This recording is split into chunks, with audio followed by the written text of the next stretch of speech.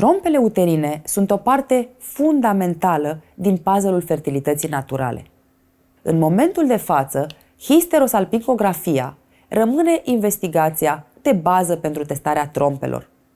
Majoritatea experților sunt de acord că, deși se folosește în acest scop de peste 50 de ani, nu avem o investigație net superioară, mai puțin invazivă, mai benefică, cu o acuratețe sau sensibilitate mai bună în patologia trompelor. În ultimii ani, histerosonografia a câștigat enorm în popularitate, datorită ușurinței efectuării în practic orice cabinet ginecologic dotat cu un ecograf cu sondă transvaginală.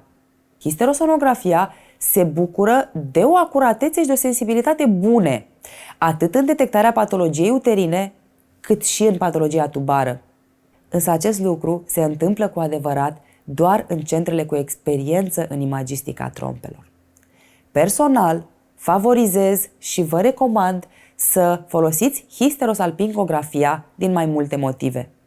Însă, histerosonografia poate fi oferită ca alternativă la histerosalpingografie femeilor tinere reproductiv, femeilor fără risc de afectare tubară și femeilor care nu încearcă de mult timp să obțină o sarcină. Histerosalpingografia, la fel ca orice investigație imagistică pentru trompe, inclusiv de acum de sueta la paroscopie, are o limitare majoră. Și aceea este că permeabilitatea și arhitectura trompelor nu sunt atât de bine corelate cu funcția trompelor. De aceea, trebuie prudență și experiență în interpretarea unei histerosalpingografii. Vă recomand să fiți atenți în decretarea trompelor ca fiind normale, mai ales într-un caz de infertilitate inexplicabilă, întrucât o bună parte din infertilitățile diagnosticate de către ginecolog ca fiind idiopatice prezintă de fapt în spate anomalii tubare mai subtile și nediagnosticate.